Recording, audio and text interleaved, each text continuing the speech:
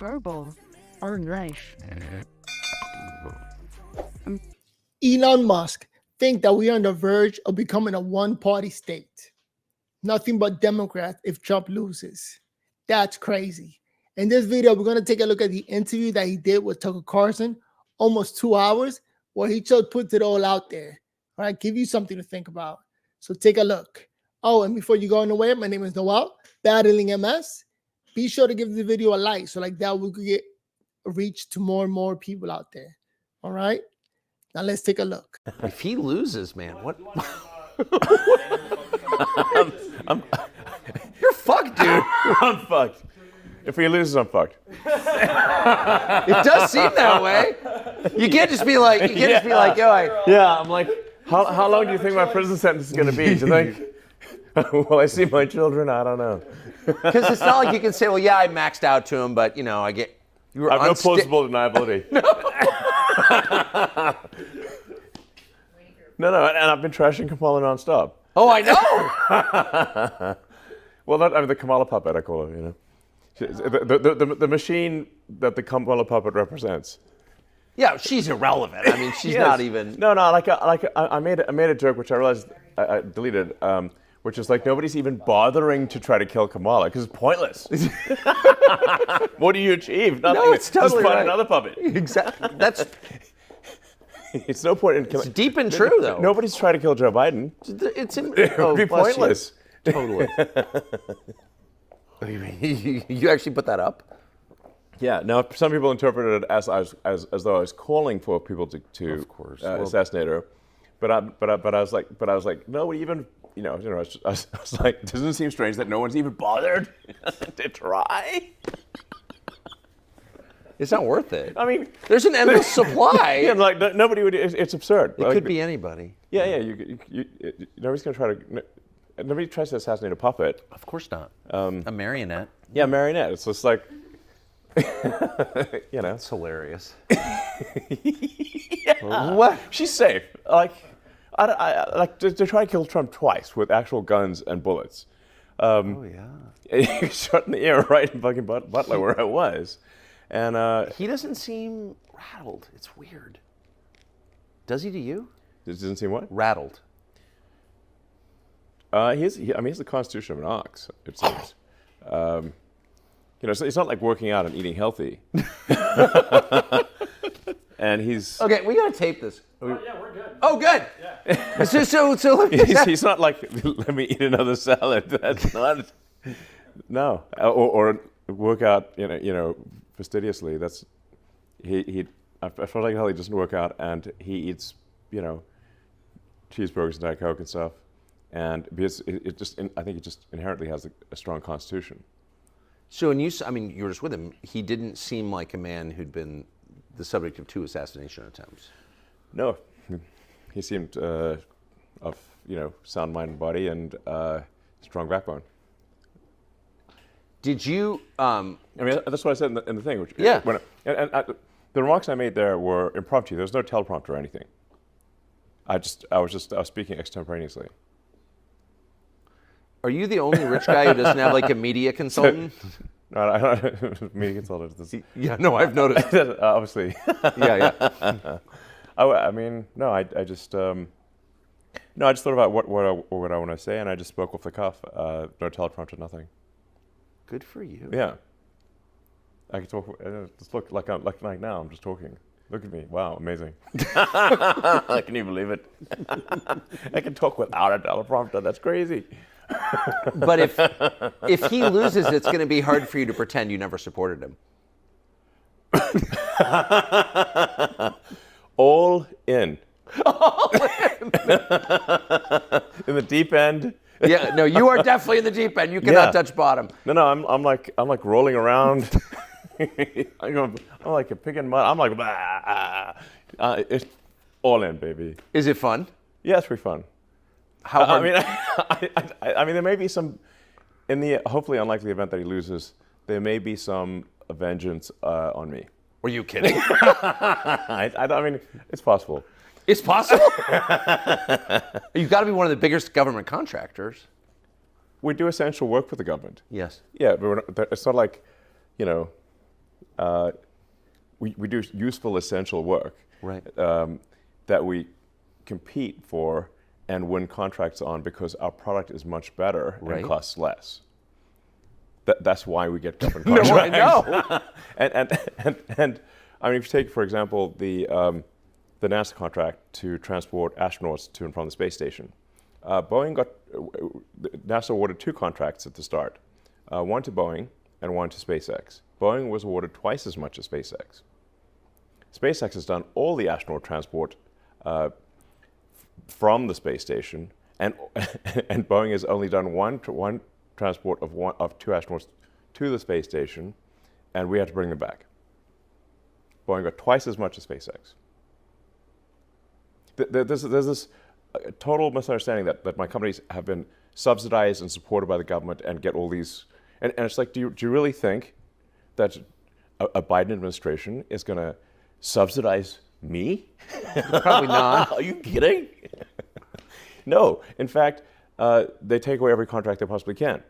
So, for example, there was the FCC contract to $42 billion for providing rural broadband.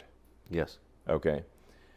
We actually first said, look, we think there shouldn't be any subsidies, so we recommend that this program just not exist. But since you're insisting that it exists, we will compete, and we have better products. So we won, I don't know, about a quarter of it, which would have included the devastated areas like North Carolina and stuff. And the FCC took it away illegally. They just voted. 3 out of 5 commissioners voted away and said, even though you want it, we're rescinding it. On what grounds? And do you know how many people they've connected? How many? 0. So you think that was political?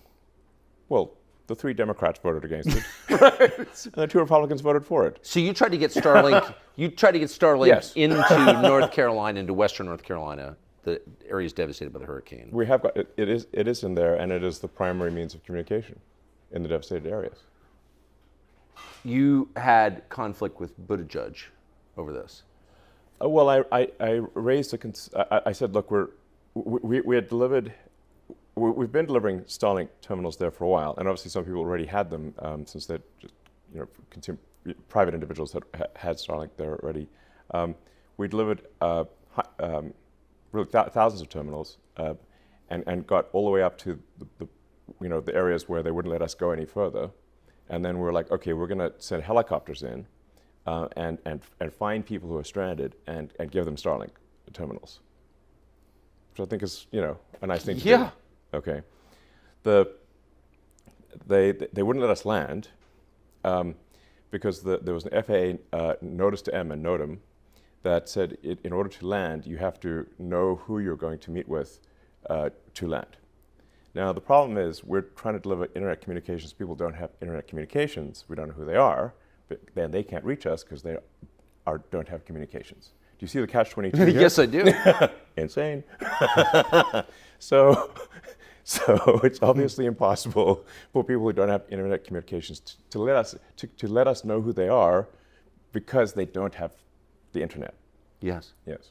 And so, Did you explain this to the federal government? yes.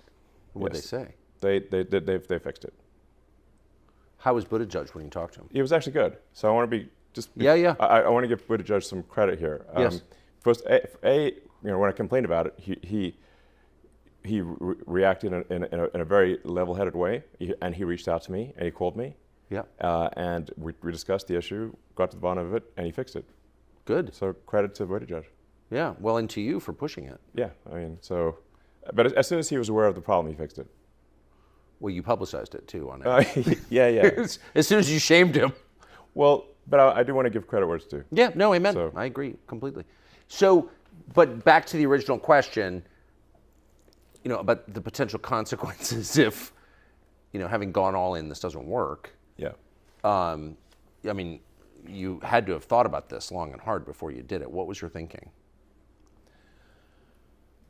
I mean, yeah, so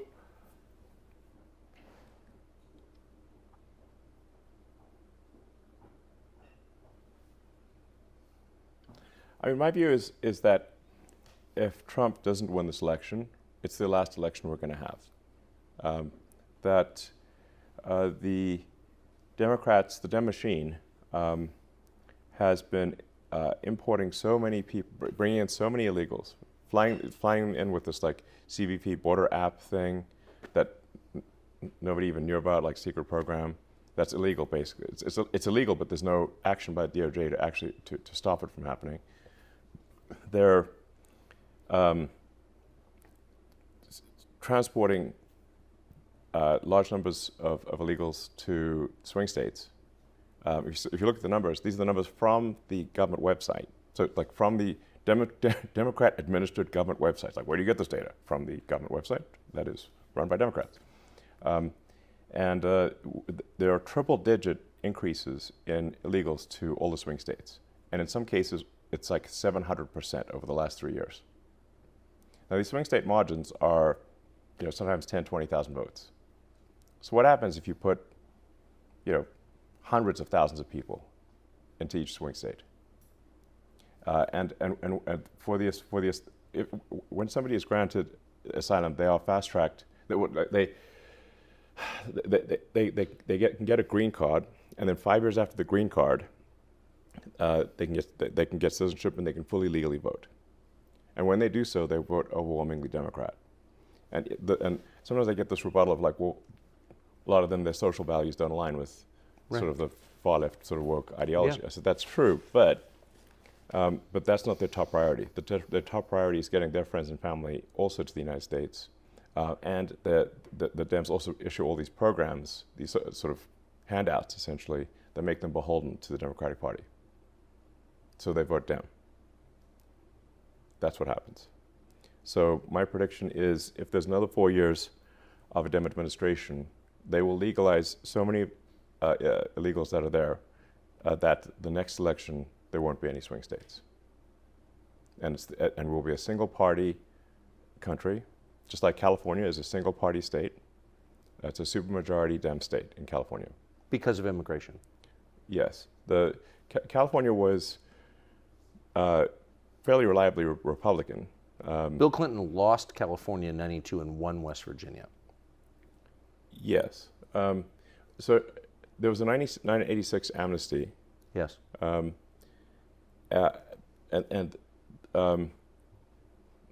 Thereafter, California trended very strongly Dem, and is at this point, I think, 65-70% Dem, something like that. It's supermajority Dem. The California legislature is more than 2/3 Democrat. Has it improved the state?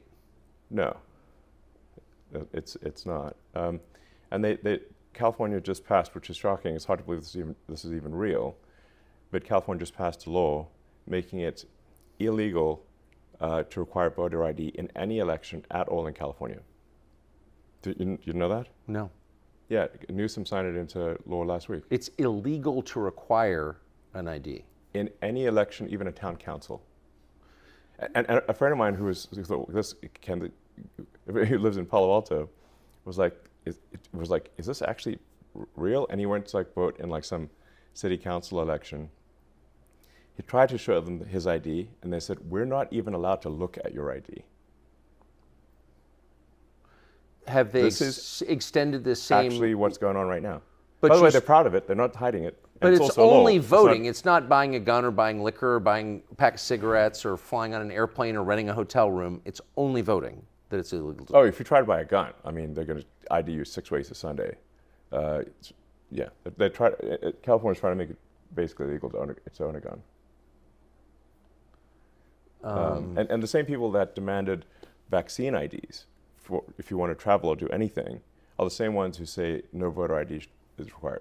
Is there any reason Obviously hypocritical. to pass a law like that except to abet voter fraud? It's so that fraud cannot be proven.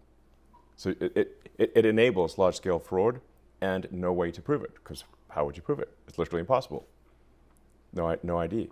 You're not even allowed to show your ID. It's insane. Well, it is insane. Insane. So, yeah. the purpose of no voter ID is obviously to conduct fraud in elections. Obviously.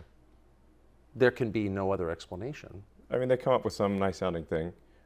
People don't have IDs. Could you live in this country without an ID?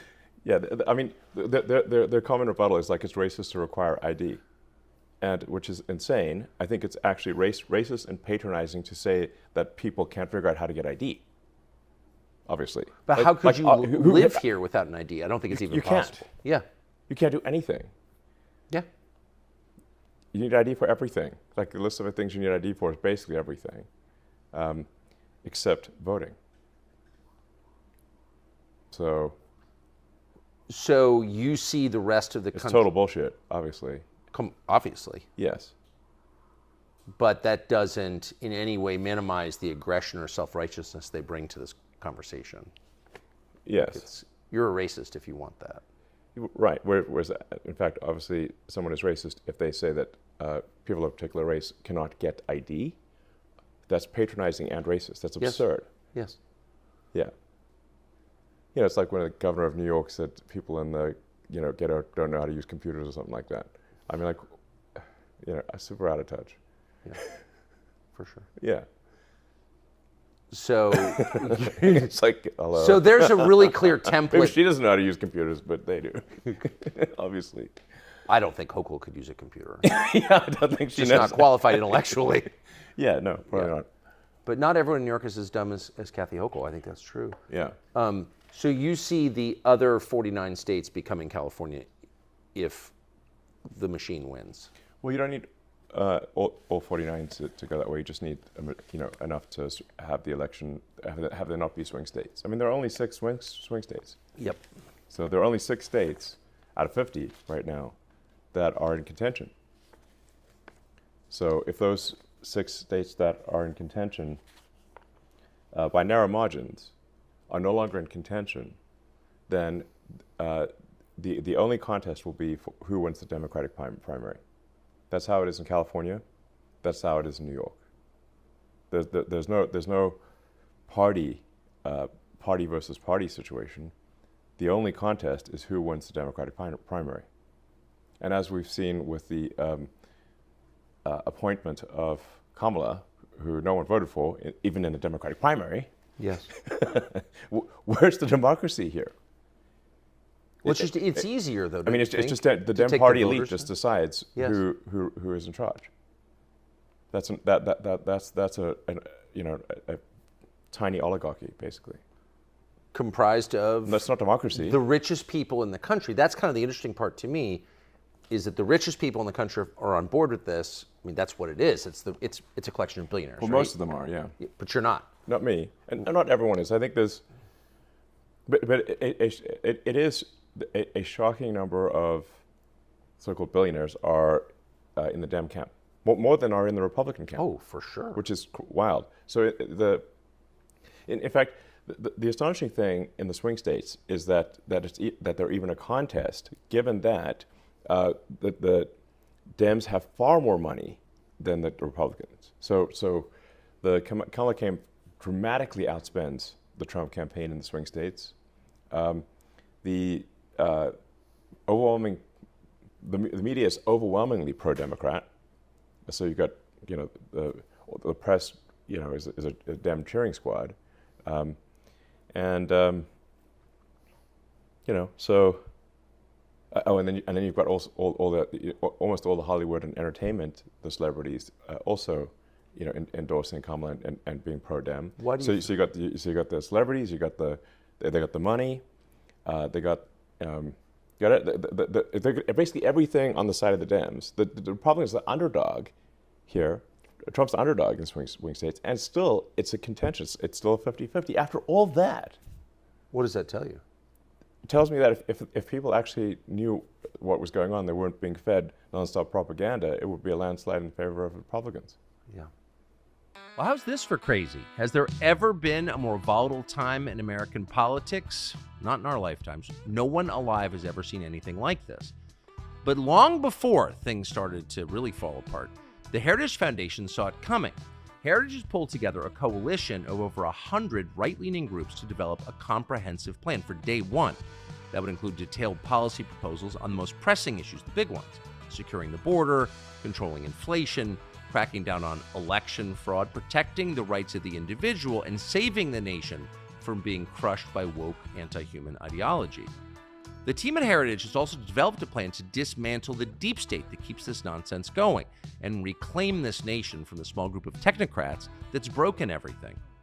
Heritage is also running a training and vetting program to identify effective conservatives to serve in the next presidential administration. People who will share your values, this country's values, and actually do the job. It can't just be the same pool of discredited people from Washington populating every administration.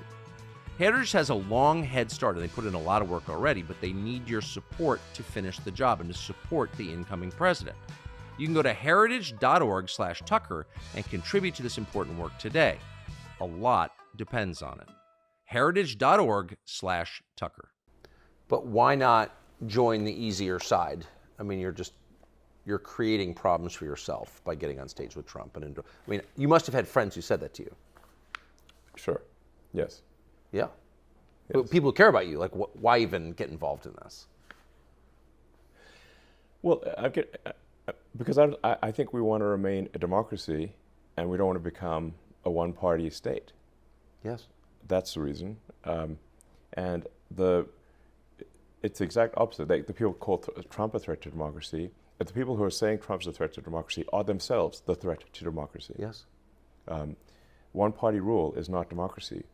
One party where essentially the party elite pick a candidate, as happened with Kamala, is not democracy. Where did the people vote? Show me where the people voted.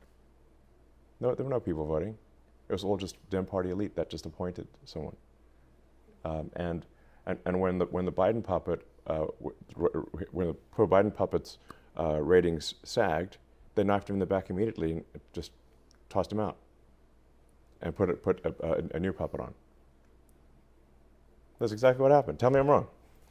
Well, not only are you right, I mean, it's almost not even worth criticizing Kamala Harris. No, exactly. What does she have to do with it? There's no point in criticizing Kamala. She's simply the face of a much larger machine.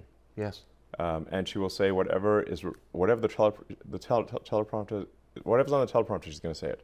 Yes. Now she gets stuck if the teleprompter breaks. That happened recently. I think the Yeah. the teleprompter stalled, and she was just like looping for a while, for about a minute.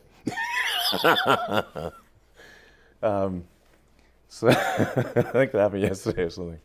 It was pretty funny to watch. But she'll just say whatever words are on the teleprompter. So, it's really whoever controls the teleprompter is the actual sort of, that's who's actually in charge. And who is that, do you think? Well, I've tried to pin it down. It's not like any one kind of mastermind. It's not like, it seems to be, it's like Kamala's sort of a marionette with, 1,000 puppet masters type of thing. Like not, or maybe it's somewhere north of 100 is what it seems like. Yes. I bet you know 80 of them. I probably know most of them, yeah. Yeah. So, I mean, just by virtue of your job and what you've been doing for the last 30 years, I mean, you just, and I should say, I think you voted for Biden. I'd like to see a matchup of those, call it the top 100 puppet masters on the Epstein client list. Do you think there's some overlap? Strong overlap. Strong overlap.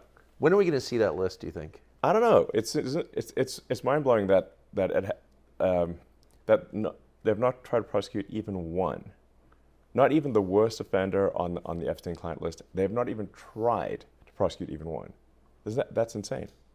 Well, because they have a lot of diabetic grandmothers who were outside the Capitol on January 6th. They're kind of occupied. Yeah, they've put like, 500 or 600 January 6th protesters in prison, and not one person on the Epstein client list. Will that ever come out, do you think? I think part of why Kamala's getting so much support is that if Trump wins, that Epstein client list is going to become public. Yes. And some of those billionaires behind Kamala are terrified of that outcome. Yeah. Do you think Reid Hoffman's uncomfortable? Yes. Yeah. And Gates. And Gates. Yeah. And I only ask that because you just look at them and you're like, that's a nervous person right there. I don't know. I mean, I assume you know them. Yeah. Yes. Reid Hoffman was my vice president of business development at PayPal. Yeah. 24 years ago. Does he seem nervous to you? Yeah, I mean, he's terrified of a Trump victory. Because of the disclosure that would follow? I think, yeah, I mean, I think he's certainly ideologically not aligned with Trump anyway, but I think he is concerned about the Epstein situation. Like something might actually, the DOJ might actually move forward. There are a lot of videos, apparently. Those rooms on the island, and I think out in New Mexico, were wired for video. Right. And where's the video? I mean, between Diddy and Epstein, it's good. There's probably several thousand hours of footage here. Yeah. Yeah. It's kind of weird that the people on those videos are lecturing the rest of us about our moral failings, isn't it? Yeah, it's weird. What is that? Well, I mean, part of how they deflect attention from themselves is by, criticizing the morals of others. Yes. So it's sort of like a preemptive moral strike. Yes. I mean, as I said, I think those who are saying Trump is a threat to democracy are themselves actually the threat to democracy. It feels like we're getting to a place where the rest of us know too much. Is this, do you know what I mean? I mean, it's easier to live in a society where you don't really know what the people in charge are doing or why they're doing it. But now, thanks, I would say, largely to X. Yeah. I think that's fair to say that. Yeah. We do know a lot. Not everything, but we know a lot. And I wonder, where does that, like, what happens next now that we know all this? The kidnapper's shown us his face. Like, what happens? Well, I think if Trump wins, we can do some house cleaning and shed light on things. Yeah, all the X platform does is adhere to freedom of speech within the bounds of the law. Yes. And if people want to change the laws, they can change the laws. And so, like X in different countries, X does censor in countries where censorship is the law. We don't try to, push American laws in other countries, but we do try to stick to the law in any given country. That's what we're doing. We open source our algorithm. We try to be as transparent as possible. But those who want to push lies obviously hate truth and transparency. Yes. Because it shows them to be liars. I mean, you look at that, like how outrageous it was that Kamala in the presidential debate kept pushing the Fine People hoax. They know the Fine People hoax is false. Trump would never support Nazis, a Nazi rally. It's absurd. And he explicitly said that in that same speech that you must condemn anyone who has Nazi tendencies with in the strongest possible terms. And yet, despite knowing that to be false, the people who wrote the speech for the Kamala puppet put the Fine People hoax in the presidential debate. Deliberately lying. Again. Messed up. If she wins, I mean, how can they let X continue in its current form, in its current role in American society? They won't. They will try to shut it down by any means possible. What do you mean by any means possible? I mean, either by they'll try to pass laws. They'll try to prosecute the company, prosecute me. The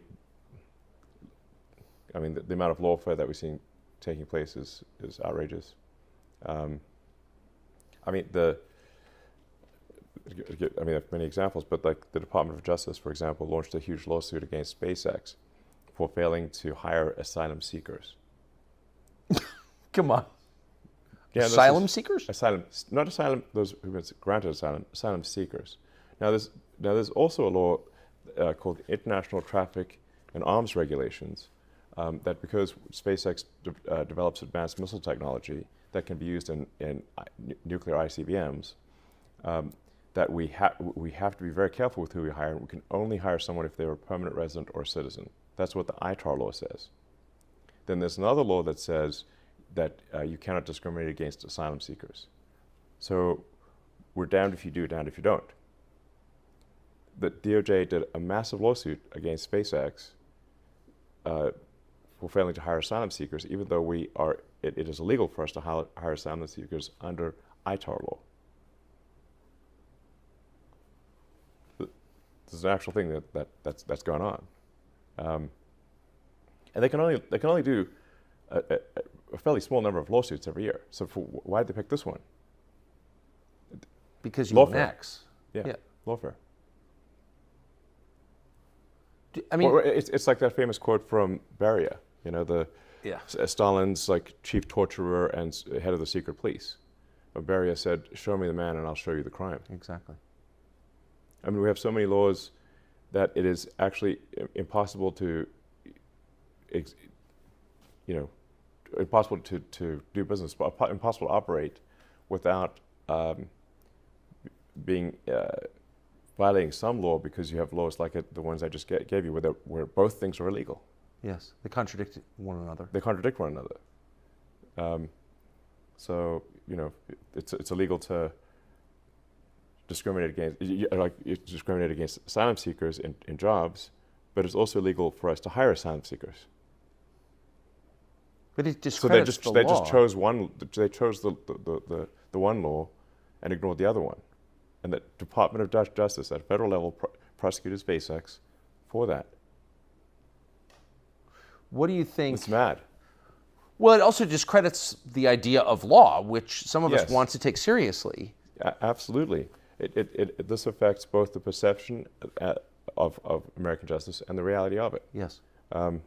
So, no, I'm actually a big fan of the American justice system, and I think, on balance, we've got still have an excellent judicial system. We still have judges that care about the letter and intent of the law. I mean, not just the letter, but also the intent of the law. Yes. But something that people should be concerned about is that there's an increasing movement to place activists as judges. This is, if you look at who did the Biden administration confirm as federal judges, and who've been confirmed at the state level in sort of far left states, increasingly it is not judges who care about justice, or they don't care about following the law. They care about social justice, not justice. Right. What they call social justice. Activists as judges. Now you got a real problem. Do you think if that continues, we will not have a real justice system or a real country? Yes. I mean, yeah. But again, your purchase of X has been, I think it's fair to say, even if I hated it, I would say this because it's true, it's been pivotal in American politics. Yeah. And in American society. Do you think they could shut you down if the Democrats continue to hold power? They'll unequivocally try. Yeah. Yeah. And if they get a majority in the Senate and House and the presidency, then they can simply pass a law and delete Section 230. So simply make us liable for what anyone says on a platform with like at this point almost 600 million monthly active users. Yeah. Which is impossible. That's like trying to regulate speech in city of like a country. Yeah. So a big country. Yeah, you'd just be instantly bankrupt. But I bet they wouldn't withdraw legal immunity from the vaccine makers at the same time, would they? No. That's unlikely. Just, I mean, as long as we're withdrawing legal liability protection. Yeah. Yeah, I mean, the whole vaccine debate is a long one. I'm not anti-vaccine in general. I think we want to exercise caution with use of vaccines, but in the absence of vaccines, there would be a lot more, I think, people that have died. Like we want the smallpox vaccine. That was a good one. It seems a good one. Yeah. Smallpox will kill you. Killed a lot of people. It killed a lot of people. It used to be people would a lot of people would die of smallpox, and a lot of people would get polio. For sure. Yeah. We had a president who had polio.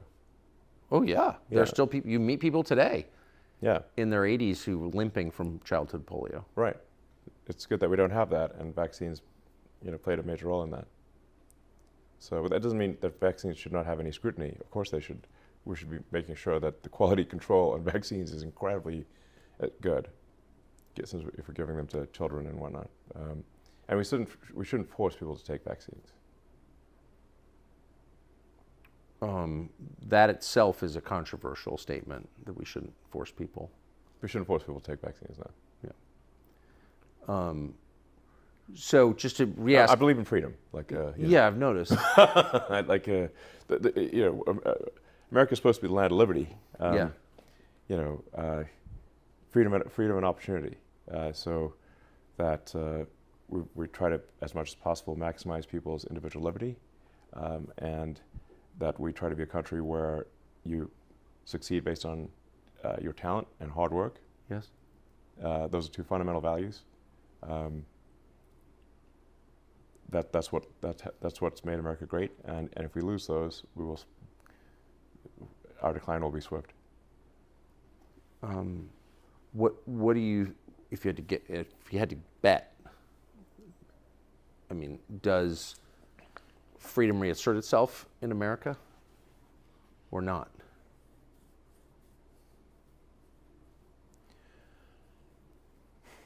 Well, that's why I think part of why this election is so pivotal. I think if we, with the Trump administration, I think we can improve the liberty of Americans. We can. I think we need to have sensible deregulation, where we keep the regulations that matter. Like we don't want to destroy, important habitats or encourage oil spills or anything like that. But there are so many regulatory agencies that have overlapping responsibility that we are smothering progress.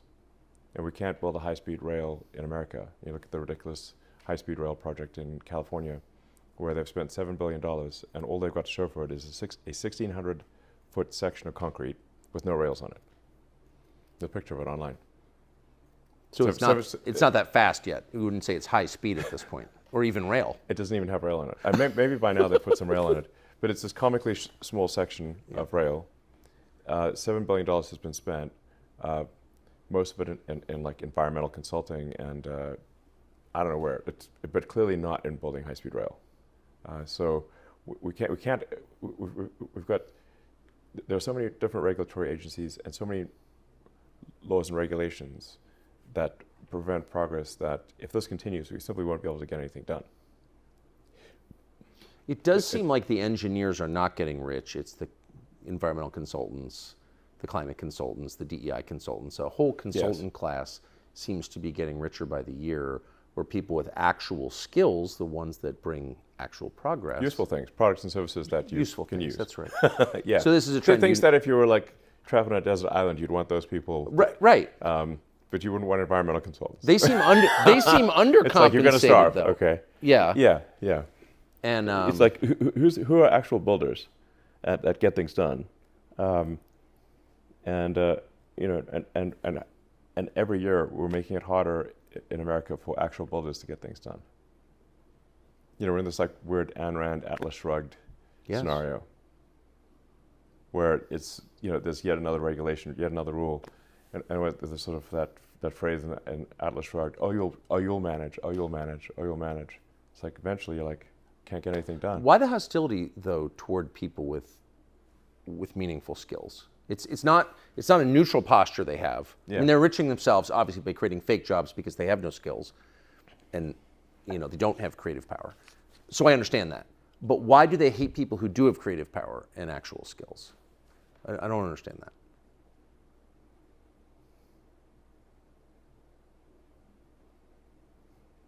I'm not sure I understand it either, because it's difficult for me to put myself in a mindset. because I'm someone who believes in construction. I build things. That's what I do. Yeah. I build cars. I build rockets. I build satellite internet. I've spent thousands of hours, tens of thousands of hours in factories, building up factories. So, I can't really put myself in the mind of say, someone who would want to do crime, because I don't want to do crime. Yeah. I don't want to hurt. There's some people who enjoy hurting other people. I don't enjoy hurting other people.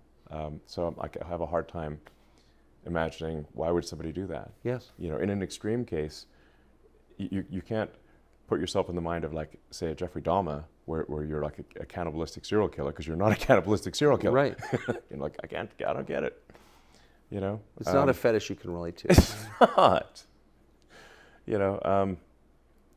I do think this is in the sort of well-meaning sort of liberal mindset. I know I have many good friends who have they have deep empathy for their fellow human beings. Good. And they care. But the challenge that they have is that they've often grown up in a very sheltered existence, where everyone around them is nice and civilized, and they just really don't encounter people who are have uncontrolled violent tendencies, or like hurting people.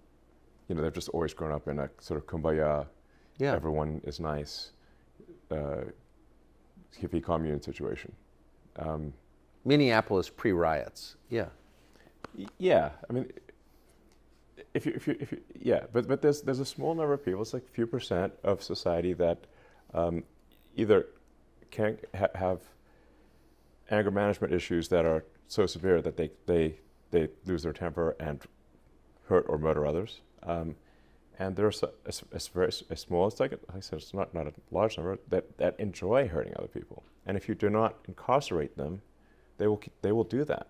They will hurt other people. And what I see is what I call shallow empathy. Like, people have empathy for the criminals, but not empathy for the victims of the criminals. Yes. And so if you simply have, and I believe one should have deep empathy to say, like, what is the greater good for society? Is it better to incarcerate violent criminals and prevent them from hurting people, or to let them loose and allow those people to be hurt? And I think the latter is much worse. My mom lives in New York, and it's my mom at this point has gone from being Democrat to Republican, and her friends in New York are having the same experience, because you know what'll turn you from a Democrat to a Republican pretty fast is getting punched in the face while you walk down the street. Yes. For no reason. Yes, and then no action being taken against those who hurt you. And that happened to your mom? Not to my mother, but to 3 of her friends this year.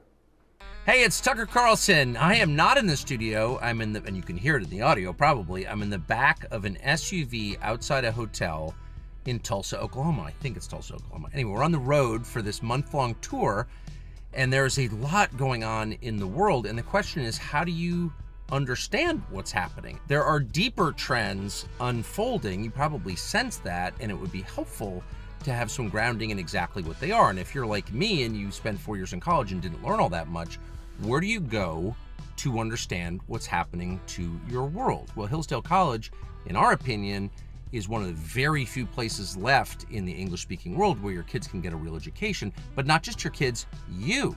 They have free online classes, completely free. You can get them anywhere, including in the back seat of an SUV outside a hotel in Tulsa, Oklahoma. And you'll know that when you go there. Go to tuckerforhillsdale.com, and they have an amazing new course called Marxism, Socialism, and Communism. Hillsdale is offering it. It doesn't cost you a dime, and you can pull it up right on your phone if you want. Go to tuckerforhillsdale.com, and the class, Marxism, Socialism, and Communism, and you'll have a much better understanding of what you're watching every day. Why would someone punch them in the face? I don't know.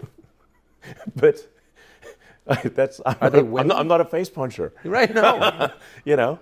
But if you walk around the streets of San Francisco and many downtowns, so go to downtown Philadelphia right now, they call the people homeless, but homeless is the wrong term. Violent drug zombie. Yeah. Okay. It's like, you look at them, you say like, homeless is a misnomer. It implies that someone got a little behind on their mortgage, and if you just offered them a job, they'd be back on their feet. Yeah. No, but if you go and look at downtown Philly or San Francisco or parts of New York, and actually most downtowns, what you actually have are violent drug zombies. So they're like shuffling down the street with dead eyes, and with like needles, on this, and human feces on the streets. I mean, you've been to downtown SF, right? Have you seen this? Oh yeah, I was born there. Yeah. Yeah. Like one of the most beautiful cities in the world. Oh yes, the greatest. And now you have to step over the drug needles and the feces and the bodies. Like one couple I met, the final straw for leaving San Francisco was they came home one night and there was a dead body in front of their garage. They couldn't get their car in couldn't park their car Because the corpse. And yeah, there's no street parking. They're like, because there's a corpse in front of the garage, and they don't want to move the corpse, because like, well, you're like, maybe they need to like figure out why the guy died or something, That's the faith. That's liberal compassion, though. They're in a bit of a quandary because they got no place to park a car, and they feel that they shouldn't really move the dead body. So they called 911 and said, "There's a dead body outside our house," and they said, "Well." The 911 San Francisco says, "Well, are you in danger right now?" It's like, "Well, no, he's dead." He's pretty sure he's dead. They're like, "Okay, we'll send someone tomorrow to pick up the body." Like, what do you mean tomorrow? So they're like going in and out of their house while there's a dead body outside right in front of their house, and like it took them like 24 hours or something like that to eventually pick up the body, and they're like, "How with this? We're leaving." And did they? Yes. By the way, there's a million anecdotes like that. Oh, I know, but I just don't think this is not rare. It's ubiquitous, and so then you wonder, like, how can people still tell themselves they're compassionate if This they're is what I'm allowing saying that? is that people really just need to think, I believe in being compassionate about Of course. I believe that we should care about our fellow human beings. I think this is a good thing. Of course We should not be selfish and not care about others. We should care about others, but we should just care about others, all things considered. Like I said, care not merely just about the criminals. It's just one layer deep. You should also care about the criminals' victims. Yes. Yes. Well, especially the criminals' victims. Yes.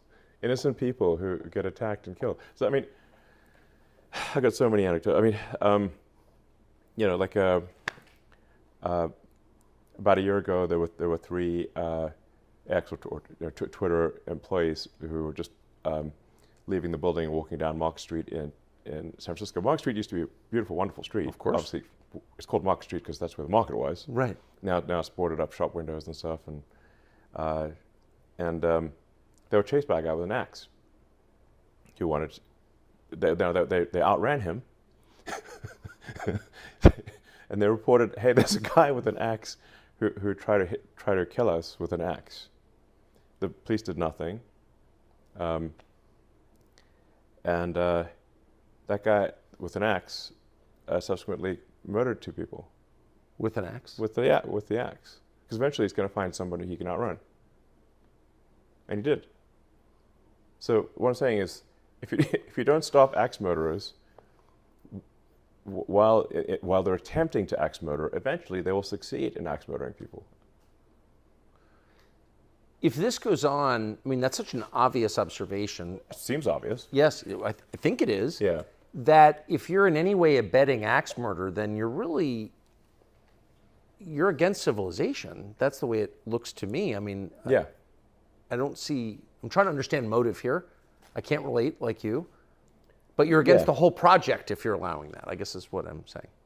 Yeah, I think we should, a controversial position, but I think we should arrest axe murderers when they first attempt to axe murder, not after they've succeeded in doing so. And I think we should assign at least some of the blame for the axe murders to the people who allowed this guy to wander around with an axe on Market Street trying to kill people. Yes. Yeah. Well, you know, there's this whole movement to decriminalize crime. Oh, I've noticed, yes. What is that? Madness. Yeah. Like to make crime legal. Like in California, you can just steal things and nobody does anything. It's like fully legal to steal anything under $1,000 in California. That's why they now have to like lock up goods behind these glass and plastic walls. So you go into the supermarket and you can't even get like toothpaste. And this has actually been particularly difficult on small mom and pop operations because they don't have the resources of a large corporation. So it's put a lot of small businesses out, just killed them. So when you're at dinner parties and you make these points, what do people say? Well, actually, I think I've been able to persuade people that we really we need to reverse course here. I think I have actually been able to persuade a number of people, and I think there actually is now a ballot on a California ballot initiative to recriminalize theft. All right, guys, there's a reason why we criminalize theft in the first place. And then amazingly, I think Gavin Newsom came out against that proposition. Yeah, no, honestly, he's the goddamn joker. Gavin Newsom is like from the Batman Dark Knight, the Joker is in charge of Gotham. You remember when he took over New York, basically, and the criminals roam free and the citizens are arrested. That's California. But I mean, at least there's a ballot initiative, which I think will probably pass, to say, no, it is a crime to steal things. Because people love that. So you know Gavin, you've got to know Gavin Newsom. I know Gavin Newsom. Everyone knows Gavin. I've known Gavin for a long time. Oh, exactly. So what is that? And he doesn't seem crazy when you talk to him in person. He's a perfectly nice guy. Like what? Why would he? And he's not stupid. Why would he come out in favor of crime? Well, his stated reason was that it would disproportionately affect people of color. Yeah, well, again, that was his public statement. Right. Well, that is one of those patronizing racist positions you described at the outset, obviously. Yeah, he's literally saying black people and Hispanics are criminals. Yeah, well, of course. Yeah. Yeah. No, that's what he's saying. That's what he's saying. Yeah. Yeah. And by the way, it is true that crime like that does increase distrust between races. It actually gives rise to racism. It's totally destructive of the social fabric, I think. But I'm asking, what do you think his real motive is? Who's pushing him in favor of crime? Well, I mean, there's always the Soros boogeyman. Yeah. How real is that?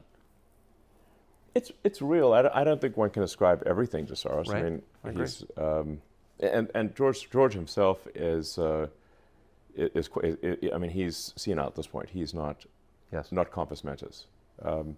So his son Alex is in charge, but there is this whole system that Soros built up over many decades, so it's I guess Soros and like-minded people, or whatever, they believe in open borders. They believe we shouldn't prosecute crime. This is insane. Those seem like expressions of hatred toward the United States. If I was pushing that on a country, I would only do that if I hated the country and wanted to destroy it. Well, it's anti-civilizational. I mean, and Soros and similar organizations have been pushing this in Europe and other countries too. Yeah. Everywhere they can. What's going on in Europe, would you say? Europe suddenly seems like a different place. Well, I mean, my biggest concern for Europe is that the birth rate is half replacement rate.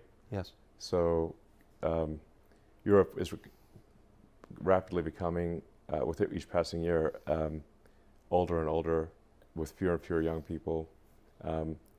So I think at a most fundamental level, unless Europe has a birth rate at least roughly equal to replacement rate, it is in population freefall. Population collapse is what's going on in Europe.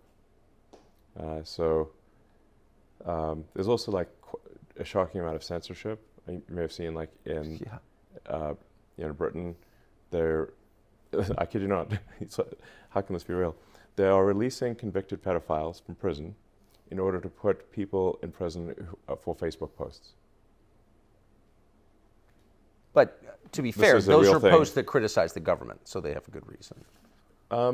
Well, they would actually, some of these posts that at least the ones I've seen, didn't actually criticize the government, or they were seen as sort of as hate speech. Right. So Because they noticed the society getting crappier and crappier with every year, and they said so. yeah, I mean, there were, and this is I'm simply stating a fact. There were migrant rape gangs in England that would run around and prey on young girls, gang rape them, and some people found that objectionable, which obviously it should be objectionable, and they were upset about that, and so they complained about it online, and were sent to prison. That sounds crazy. So it is crazy, and that's like,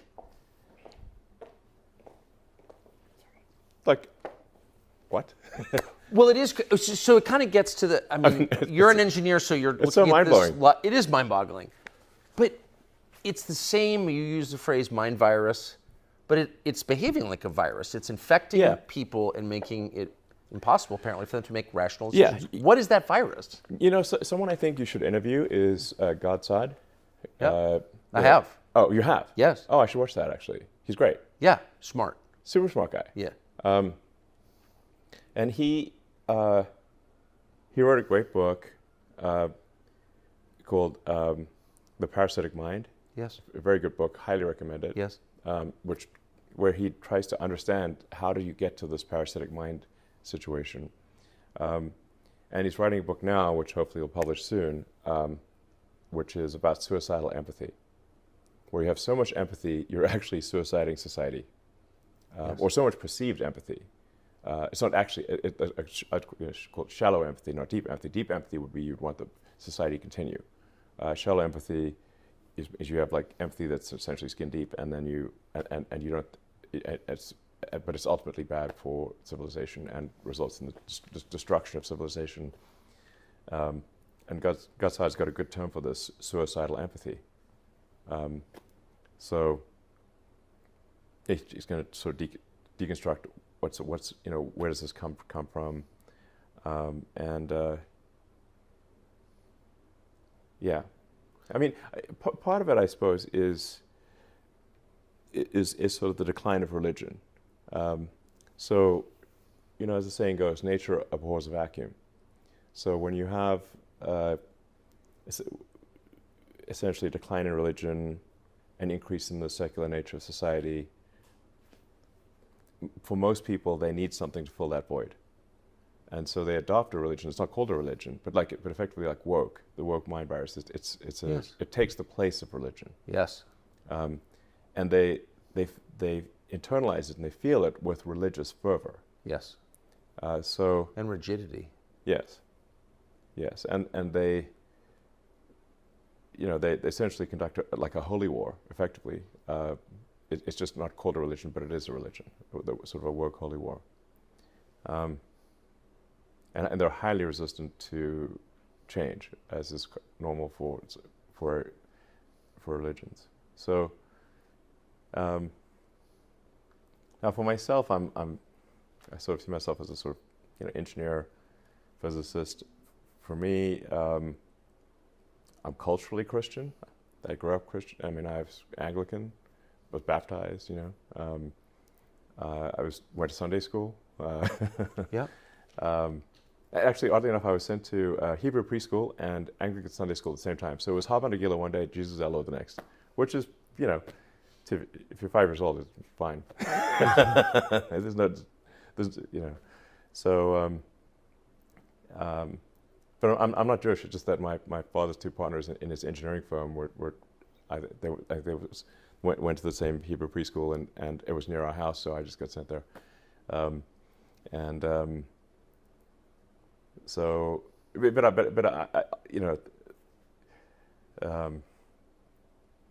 I you know, I maybe this will make me even more enemies, but I have trouble sort of believing all these stories, these religious stories, but obviously a lot of people do, and I respect people who want to have religious views. I'm not trying to dissuade them from their religious views, but anyway, I'm just saying, I guess the operating system I have is sort of a physics engineering operating system where I try to understand as much as possible about reality. You know, in physics, you're not supposed to believe anything absolutely. You're supposed to question things. That's how you discover new physics. You know, in engineering, that's how you discover if your machine will work or not work. Will the rocket get to orbit? Will, you know? Yeah. You know, if your rocket is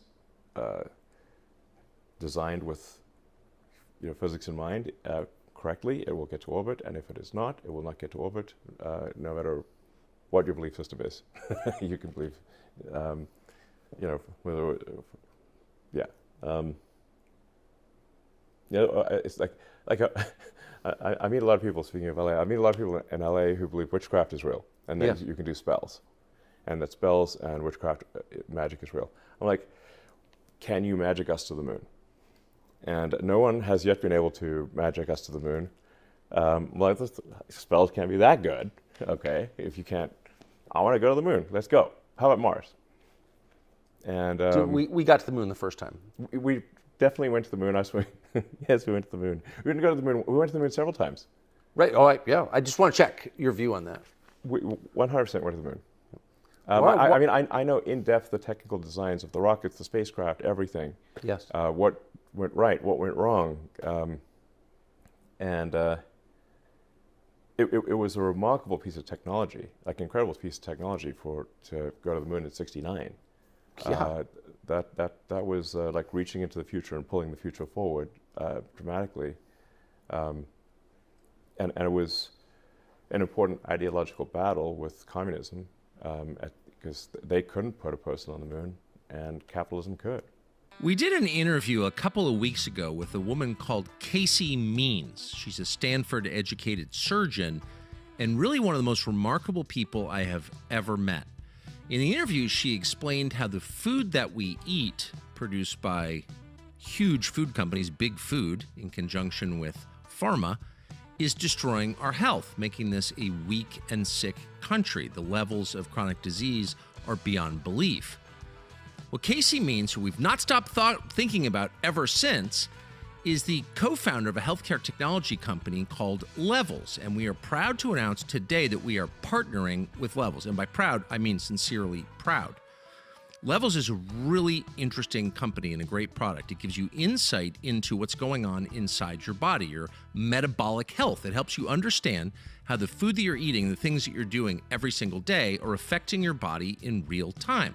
You put stuff in your mouth, speaking for myself anyway, and you don't think about it. You have no idea what you're putting in your mouth, and you have no idea what it's doing to your body. But over time, you feel weak and tired and spacey, and over an even longer period of time, you can get really sick. So it's worth knowing what the food you eat is doing to you. The Levels app works with something called a continuous glucose monitor, a CGM. You can get one as part of the plan, or you can bring your own. It doesn't matter. But the bottom line is big tech, big pharma, and big food combine together to form an incredibly malevolent force, pumping you full of garbage, unhealthy food with artificial sugars, and hurting you and hurting the entire country. So with Levels, you'll be able to see immediately what all of this is doing to you. You get access to real-time personalized data, and that's a critical step to changing your behavior. Those of us who like Oreos can tell you firsthand.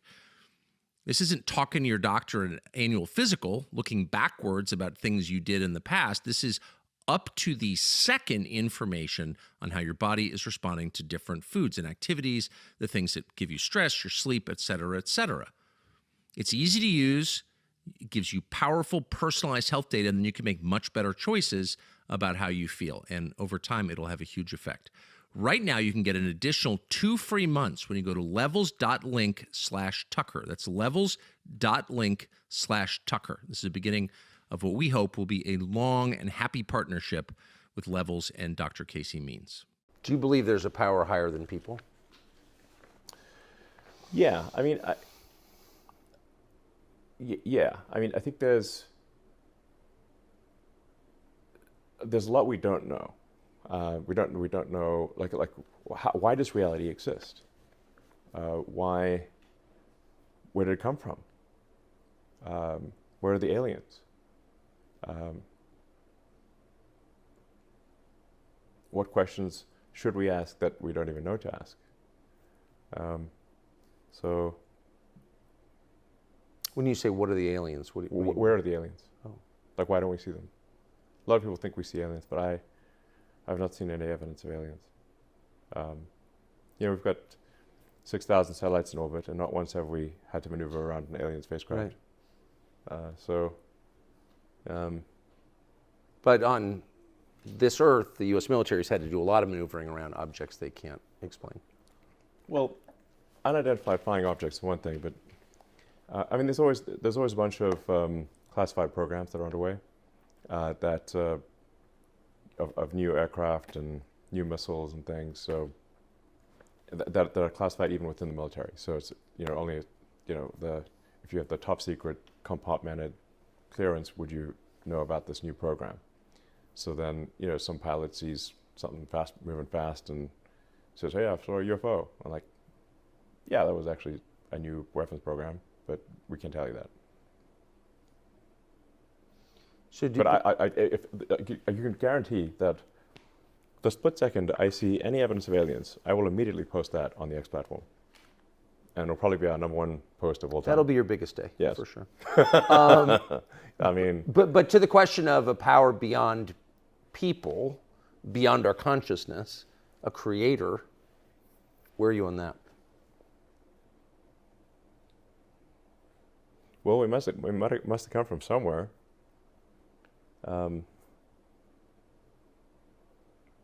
So I guess there must be some creator or creative force or something that caused our existence to come into being. What is the nature of that creator? That I think is unknown. At least I think it is. There's. I don't know of a definitive answer to that. But it sounds like you're open. Yes, I'm very open to, I'm driven by curiosity. Yes. And I'm trying to understand more about the nature of the universe. So my driving philosophy is to understand the meaning of life, or really what questions to ask if the meaning of life is not the right question. Like as Douglas Adams made the point in The Hitchhiker's Guide to the Galaxy that what is the meaning of life is probably not even the right question. Famously, in that book, the Earth was actually a computer to figure out answer to the question, what is the meaning of life? And then it came up with the answer 42. But then they're like, what does that mean? And it's like, oh, that's the answer, but the question is the really hard part, and you'll need a much bigger computer than Earth to figure that one out. So my philosophy is that we should try to expand the scope and scale of consciousness. We should try to have more humans, more thinking, and perhaps there's an argument even for machine consciousness. So let me just address those in order. So the first is, you say we need more people and not commit civilizational suicide. Yes. It does seem like the U.S. government, if you take 3 steps back, is pretty committed to making fewer Americans. Yeah. Like there's a lot of anti-fertility propaganda. A lot. Actually, that seems like their main sort of domestic social policy is convincing you not to have kids. What is that?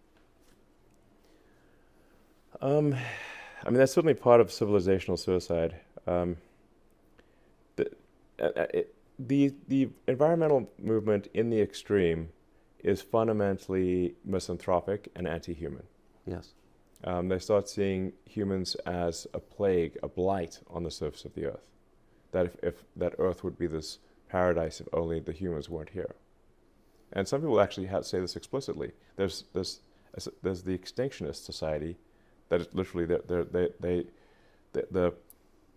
this guy who's the head of the Extinctionist Society was on the front page of the New York Times, quoted as saying there are 8 billion people in the world, it would be better if there were none. So there's some people who actually say that explicitly, which isn't completely insane. He's advocating a Holocaust for all of humanity. To utter madness, he should be condemned for such a statement, but he wasn't for some reason. Now, most people on the sort of environmental movement have that implicitly. They don't realize that they have that as their optimization, but that is their actions take us towards extinction. So a lot of people believe that the Earth can't sustain this level of human population, which is utterly untrue. It may seem in a crowded city that there are a lot of people, but actually, if you look down on an airplane and you say, look down, am I over a person at any given point in time when you're on an airplane? The answer is 99.9% of the time, no. Like if you flew from LA to New York and say your job is to drop a ball on someone and hit them, you would fail. You have to drop a lot of balls. You have to drop a lot of balls. That would be insane. So all of the humans on Earth can fit on one floor in the city of New York. Yeah, the cross-sectional area of all humans, of 8 billion humans, is small. So we have this totally wrong idea that the Earth is overpopulated, where in fact it is underpopulated.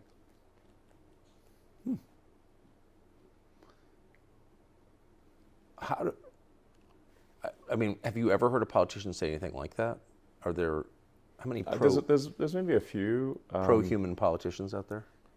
Yeah, I mean, like Viktor Orban, Giorgia Meloni. Yes. We're starting to see pro-natalist politicians, and hopefully more as time goes by. I think there's a guy that just got elected in the Czech Republic who's also pro-natalist. Now, these have to translate into actual actions that change the birth rate, or it doesn't matter. So far, I've not seen any country make a meaningful dent in the birth rate. What would you do if you were in charge of natalist policy? First of all, I'd change the education system so that people understand that stop being taught that we're overpopulated. This is completely false. A lot of it comes from this insane misanthropic book that Paul Ehrlich wrote, The Population Bomb. Like 60 years ago. Yeah, I hope he burns in hell, that guy. Seriously. Terrible human being. Total, absolute misanthrope. And say, just look, the Earth can absolutely sustain this population. We could double or triple the population.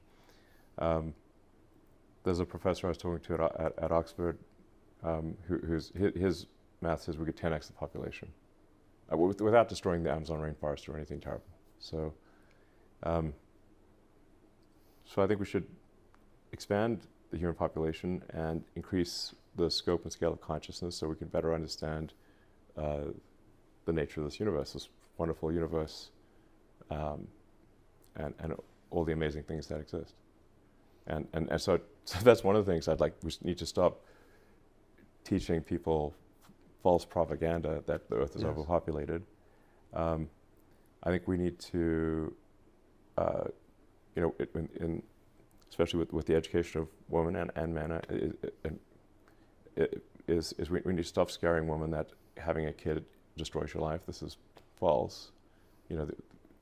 We terrify girls into saying that if you get pregnant, your life's over. And this is what schools teach. Now, I agree we should not have teenage pregnancies. Yeah. But actually having a child is one of the most delightful, happiness-inducing things you could possibly do. Of course. Of course. There's also, with hormonal birth control, I think maybe a lot of women are unaware that hormonal birth control causes depression and dramatically increases risk of suicide and changes their preferences on who they want to marry or have kids with. It changes their personality. And it does say this on the box, by the way.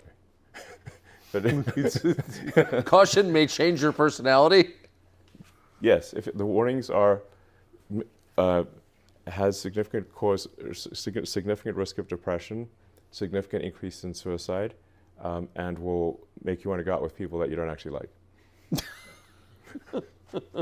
That's actually true, by the way. I know. I'm not saying that people shouldn't use birth control. I think we shouldn't use. I think hormonal birth control is making a lot of women sad and depressed. Yes. And they don't realize it, and they don't realize that's the cause.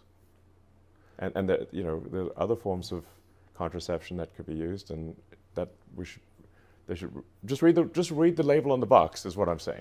That was what you just said. Read the warning label. That was like the most taboo thing you could ever say for most of my life, was to offer any criticism at all of hormonal birth control. Look, all I'm saying is read the warning label. Yeah, Okay. fair. But why the pressure not to read the warning label, and just why are we giving it to 12-year-olds to regulate their acne? Right. I think we should give it to 12-year-olds. We should, like, kids, they don't know what's going on, so it's like, now, like, there are, you know, I think there are other forms of birth control that I think have fewer negative effects than hormonal, but we should just be aware that this is not a riskless thing, and it does cause severe mood changes. It does dramatically increase risk of suicide and depression. So just FYI, you know, just make sure that there's full disclosure here, and that you want all those just read things the warning label is all I'm saying. Just read, you know, and consider maybe other options for birth control. To any woman listening, just read the warning label and consider other options. Because the reason you're sad might be the birth control, the hormonal birth control that is fundamentally changing the hormones in your body in ways that probably are not good for you.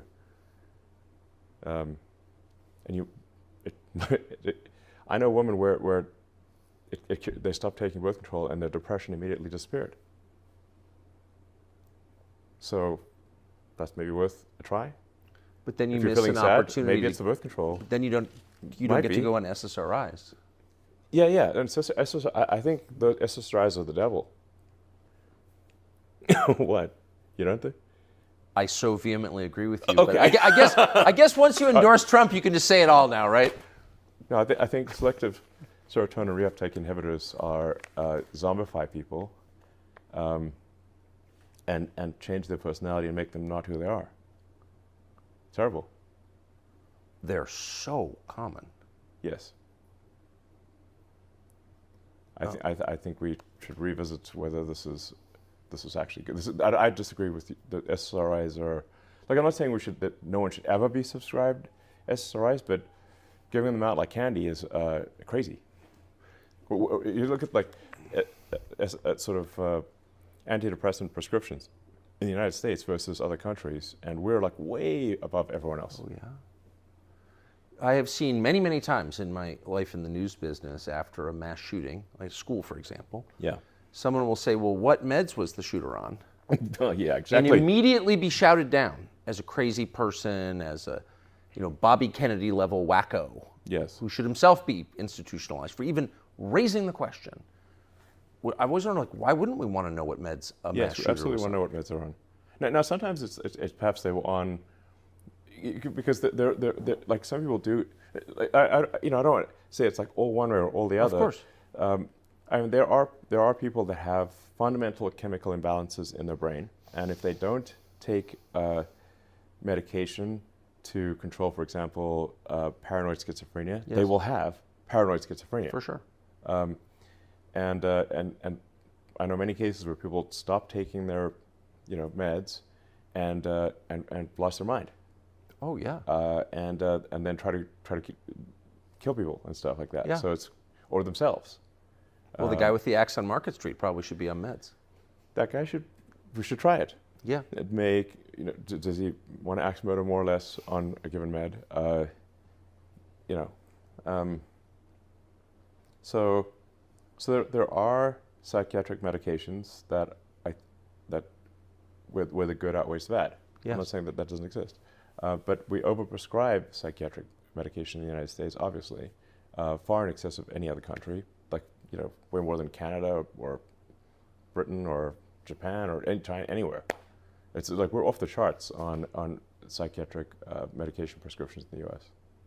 Why don't people raise that point more often, I wonder, in public? They should. I'm raising it. Yeah, you are. You said that artificial intelligence, machine intelligence, might be a good thing. Where are we on AI right now, AGI right now, and what are your views?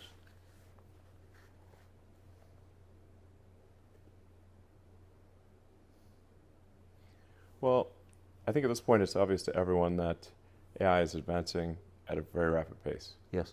You can see it with the new capabilities that come out every month or every week sometimes. AI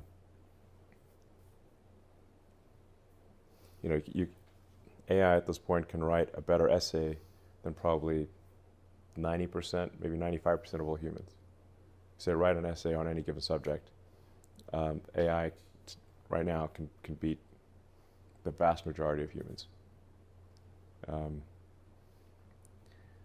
If you say draw an image, draw a picture, it can draw, like, if you try, say, Mid-Journey, which is, the aesthetics of Mid-Journey are incredible, it will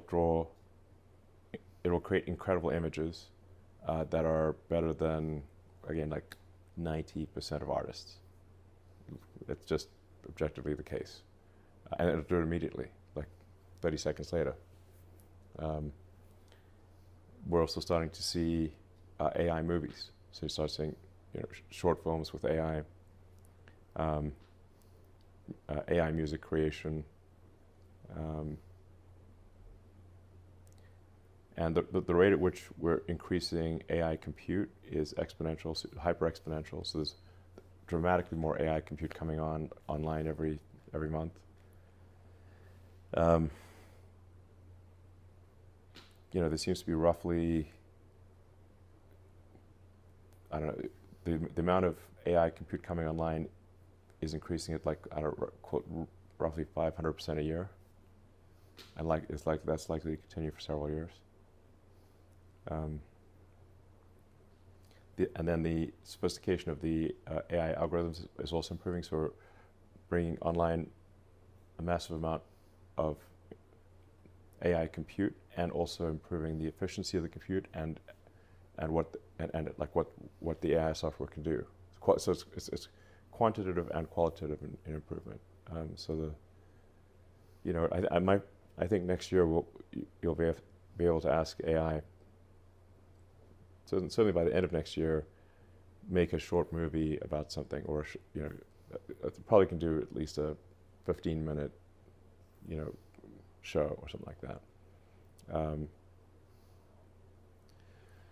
So yeah, it's advancing very rapidly.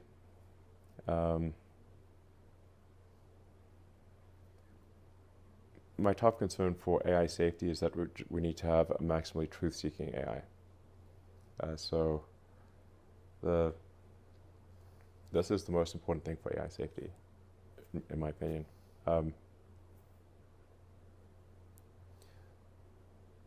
The central lesson that, say, Arthur C. Clarke was trying to convey in 2001: A Space Odyssey was that you shouldn't force AI to lie.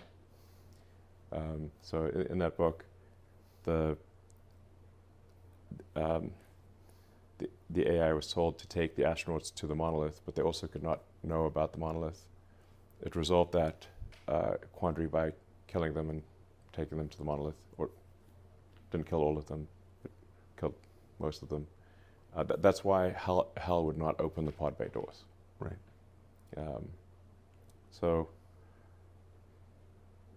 Very important to have truth-seeking AIs. Now, and what I actually see with the AIs that are being developed is that they're being programmed with the woke mind virus. So the lying is baked in. Yes. And we saw this on display very clearly with the release of Google Gemini. Yes. Where you would ask for a picture of the founding fathers of the United States. and it would show a group of diverse women, but dressed with sort of 18th century garb. Powdered wigs. Yeah, but from St. Lucia. Yeah, I mean, look, I understand if you say, like, show me a group of people. For sure. And it shows a group of diverse women, that's totally fine. But if you say this very specifically, the founding fathers of the United States, which were, a group of white dudes, then you should show them, like, and what they actually look like, because you've asked for something which is a fact from history. But it didn't. It was programmed with the woke mind virus so much that it actually, even though it knew the truth, it produced a lie. Now, of course, then people really started playing with it and said, okay, now show me a group of Waffen-SS officers in World War II. Turns out they were also a group of diverse women, according to Gemini. All the black Nazi ladies. Yeah, yeah, it's like wow. I didn't realize that. It's not what I expected. So, Well, it's also not what happened. It's not what happened. It's just the AI is producing a lie, and like one of the questions that people asked was like, which is worse, global thermonuclear war or misgendering Caitlyn Jenner? And it said misgendering Caitlyn Jenner is worse. Now, Caitlyn Jenner... kills fewer people. Yeah, Caitlyn Jenner, to her credit, said, no, please misgender me. That is far more preferable than global thermonuclear war, we all die. But to have a production release AI say stuff like that is concerning. Because if let's say this becomes like all powerful, and it still has this programming where misgendering is worse than nuclear war. Well, it could conclude that the way to ensure that there can never be any misgendering is to eliminate all humans. Now, if like optimization is probability of misgendering is 0, no humans, no misgendering. Problem solved. Now we're back to Arthur C. Clarke, who's exactly pretty prescient. Yes. So that's why I think the most important thing is to have a maximally truth-seeking AI. That's why I started XAI, and that's our goal with Grok. Now, people will point out cases where Grok gets it wrong, but we try to correct it as quickly as possible. But maybe even a bigger problem is that when you make decisions that affect people, you want those decisions to be informed by love of people. Yeah. And machines are incapable of love. Yeah. I mean, they certainly are they're capable of, you can program a machine to be philanthropic rather than misanthropic. Yes. But don't instincts shape decisions, particularly decisions you can't plan for? I mean, if I ask you, a question about one of your children, every answer you give is going to be shaped by your love for that child, and that's why, that's what makes us decent parents in the end, is that instinct, which is love. And if a machine has any power over us without that animating instinct, won't it by definition hurt us?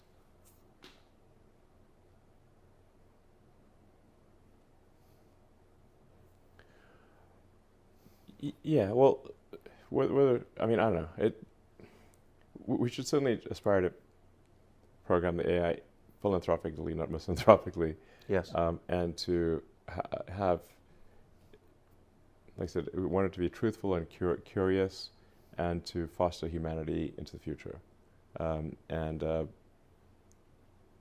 Yeah, that's what we want, obviously. Is there any way, I guess, to set limits on the decisions that machines can make that affect human lives, and make certain that there's some trigger in the system that inserts a human being into the decision-making process?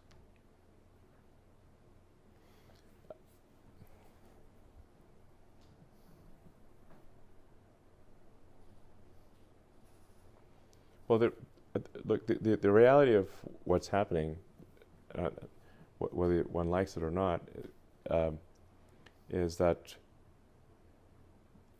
we're building super intelligent AIs, hyper intelligent, like intelligent, more intelligent than we can comprehend. Yes. So I would liken this to, like, let's say you have a child that is a super genius child, that you know it's going to be much smarter than you. Then, well, what can you do? You can instill good values in how you raise that child. So Yes. even though you know it's going to be far smarter than you, you can make sure it's got good values, philanthropic values, good morals, honest, productive, that kind of thing. Controlling, at the end of the day, I don't think we'll be able to control it. So I think the best we can do is make sure it grows up well. You've been saying that for a long time. Yes, I've been saying it for a long time. Yes. Are you still as worried about it as you seemed to be 2 years ago when I asked you about it?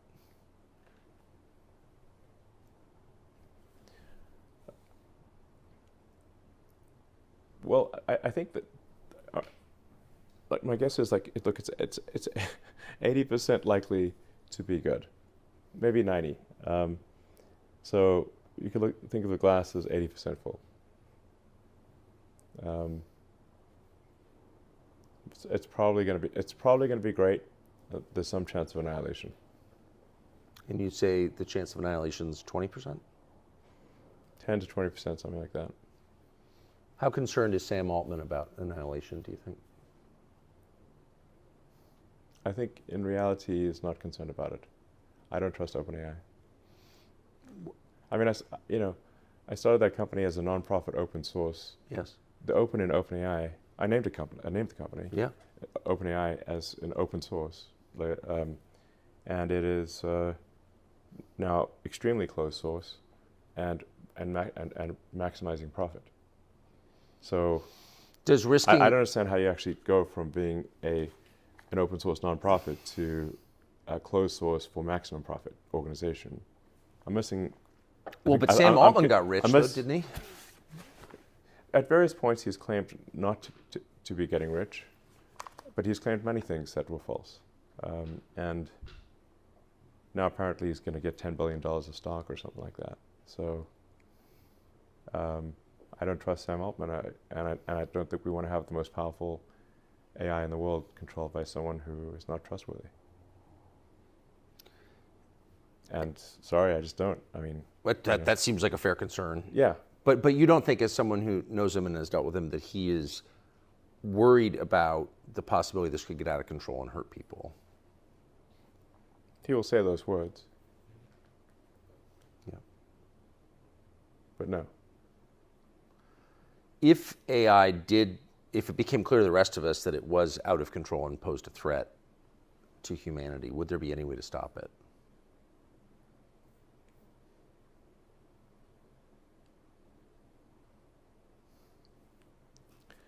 I hope so. I mean, if you have multiple AIs,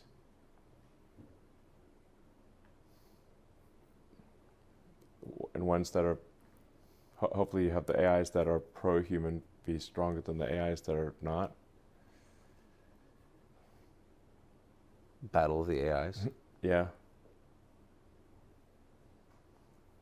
Yeah.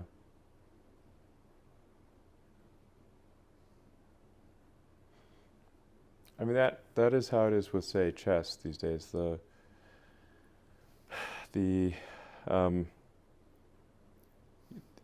Like the AI chess programs also are vastly better than any human,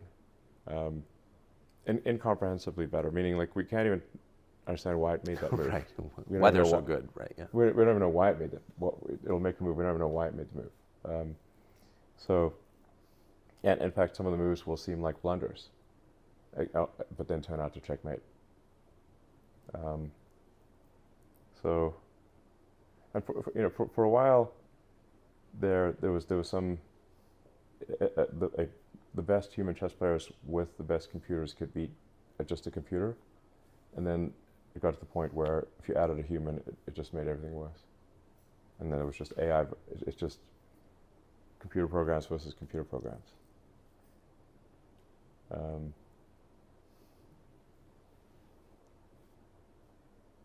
That's where things are headed in general. What I mean? Sweet dreams.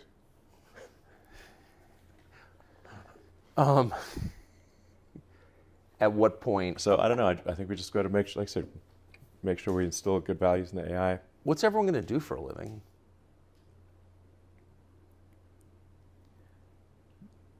I mean, in a benign AI scenario, that is probably the biggest challenge. Is how do you find meaning if AI is better than you at everything? Yeah. That's the benign scenario. That's the good news. Well, yeah, but I guess, for a lot of people like the idea of retiring, and Really, are you looking forward to it? no, not me. I'd like to hope. I'd like to think that I'd like to do useful things. Don't you think it's a universal desire? It's not universal in that there are certainly, I know many people who prefer to be retired, that they prefer to sort of not have responsibilities and engage in leisure activities. So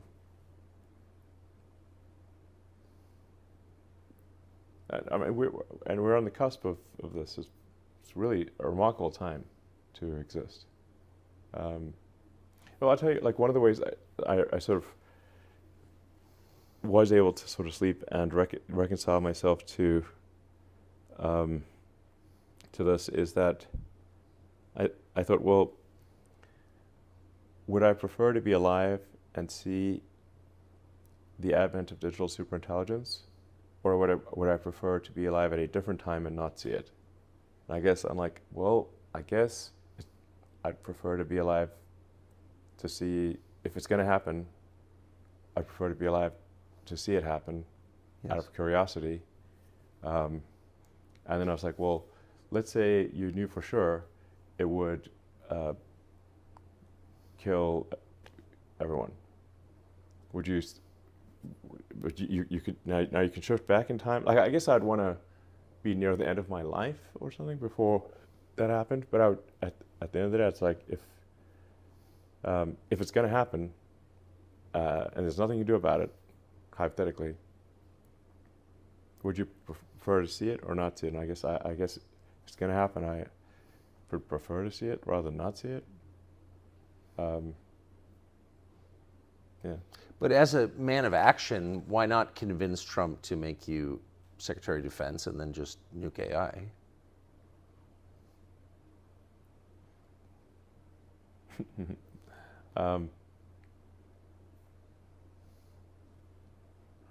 I think I would certainly push for having some kind of regulatory body that at least has insight into what these companies are doing, and can ring the alarm bell, even if we don't have a regulation or rule.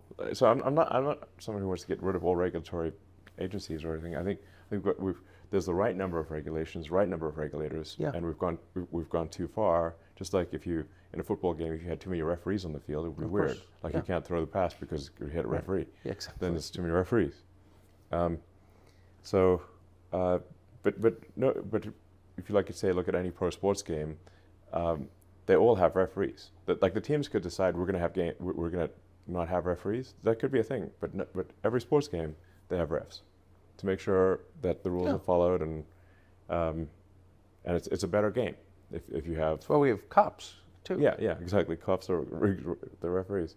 So I think for something that is a danger to the public, or potential danger to the public, we have referees, we have regulators, So like the FDA and the FAA and these various regulatory agencies, they were established because aircraft were falling out of the sky, Yeah. and some manufacturers were not, building high quality aircraft. They're cutting corners, and then people die. For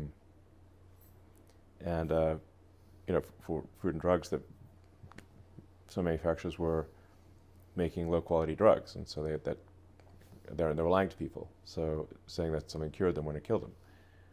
So you have FDA to, regulators to referees to try to make sure that drug manufacturers are truthful. Now, and I do think it mostly works. I mean, I think doesn't mean we don't need regulatory reform. We do, but I don't think we should have no regulators in AI, given that it's potential existential risk. It's a little weird that everything is regulated. Yeah. I mean, you said you're being sued by the Department of Justice for not hiring more asylum seekers for your high-tech company. Yeah, even though it's illegal for us to hire asylum seekers. Right. So, so they're watching everything, regulating everything, controlling everything, including our thoughts. Right. That's why they're opposed to free speech. But they're not meaningfully regulating AI, which will eliminate like the purpose for most people's lives and could kill us all. It's a little weird. Yeah, I think we should have some. But why don't we? I guess something above nothing. Right. In that range. Yeah. But why don't we? I don't know. I all the way back, like I during the Obama presidency, I met with Obama many times, but usually in like group settings. The one-on-one meeting I had with Obama in the Oval Office, I said, look, the one thing that we really need to do is set up at the beginnings of an AI regulatory agency, and it can start with insight, where you don't just come shooting from the hip, throwing out regulations. You just start with insight, where the AI regulatory committee simply goes in to understand what all the companies are doing, insight, and then proposes rules that all the AI companies agree to follow, just like sports teams in the NFL. You have proposed rules for football that everyone agrees to follow, that make the game better. So that's the way to do it. But nothing came of it. What did he say when you said that to him? I mean, he seemed to kind of agree, but also people didn't realize where AI was headed at that time. So AI seemed like some super futuristic for thing, sure, sci-fi basically. So like I'm telling you, this is going to be smarter than the smartest human, and my predictions are coming absolutely true. And so we need to have some insight here, just to make sure that these companies aren't cutting corners, doing dangerous things. But Google kind of controlled the White House at that time, and they did not want any regulatory. Well, that's it. I mean, you never see politicians turn down opportunities to become more powerful, which is the point of regulation. It makes them more powerful. Yeah. So it sounds like regulatory capture then. Well, yeah. I mean, the CIO of the White House at the time was ex-Google person, so they put the brakes on any AI regulation.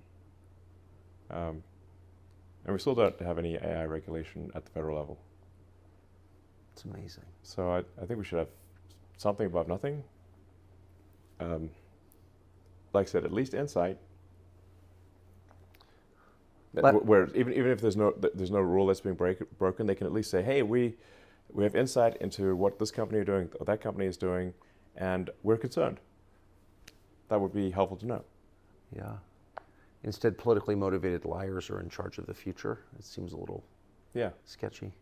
Last question, you really kind of pulled out a lot of stops to help Trump. You were on stage yesterday. If he gets elected, will you continue to help him? Yeah, and how? Absolutely. So we've talked about kind of a government efficiency commission, or the Department of Government Efficiency, which is a funny... What percent? Sorry, I'm just laughing. I love it. You managed to make it sound a little sinister. Government efficiency. What percentage of Google employees did you can when you got there? You mean Twitter? Rather, I beg your pardon. Sorry, you just been talking about Google. Twitter. Yeah. Well, we're about 80%, and we've actually improved the features and functionality of the site more in the past year and a half than the last, 8 years, with 20% of the staff. So I just want to throw that out for context. So you've talked to Trump about Yeah, some yeah, kind of commission? yeah, which he's mentioned publicly several times, and he's very supportive of having some kind of, government efficiency commission. Can call it Department of Government Efficiency, Doge. I kind of like Doge. It's more fun. Where we just take a look at all the federal agencies and say, do we really need whatever it is, 428 federal agencies? Like, if there's so many that people have never even heard of, and that have overlapping areas of responsibility, we should, I don't know, we should get, I mean, there are more federal agencies than there are years since the establishment of the United States, which means that we've created more than one federal agency per year on average. That seems a lot. That's a lot. That's a lot. So we should have, that seems crazy. I think we should be able to get away with 99 agencies. I don't know. That seems a lot like a lot of agencies. It's a lot. Yeah. Yeah. 2 per state. That's a lot. Yeah, exactly. We should have fewer agencies, and they certainly shouldn't have overlapping responsibilities. And then we need some kind of, we just need a review of regulations to say which ones are sensible and which ones are not. Because if you've got regulators every year, they're going to add more regulations, just automatic. Like they just output regulations, and there's more laws and regulations every year until basically everything's legal, so we can't get anything done. So we need some kind of garbage collection for regulations that don't make sense. I think I'm saying very obvious things. You are saying obvious things. Yeah. So which will be very unpopular things. Yeah. I'll probably need, if this happens, quite a significant security team. So that, because someone might literally go postal on me from the post office. But in the meantime, you've got America PAC. Yeah. That is encouraging voting for the next month. Am I summarizing correctly? Yeah. I mean, I formed America PAC really to support core values that I believe in, which are, I think, again, very obvious centrist positions, which is like in America, I think we want safe cities, secure borders, sensible spending. Tell me where I'm going far right here. We want to have the right to self-protection. We should respect the Constitution and not try to break the Constitution. It's there for a reason. We should stop lawfare. And I kind of listed these out. These are all listed on the America PAC website. People can go look at the America PAC website. It's theamericapac.org, and see if there's anything I disagree with, or where perhaps we should modify these goals. But I think these are good goals to have. They were certainly part of the and right to free speech. Yes. First Amendment. If we don't have free speech, we don't have democracy, because people cannot make an informed vote. So those are my controversial views.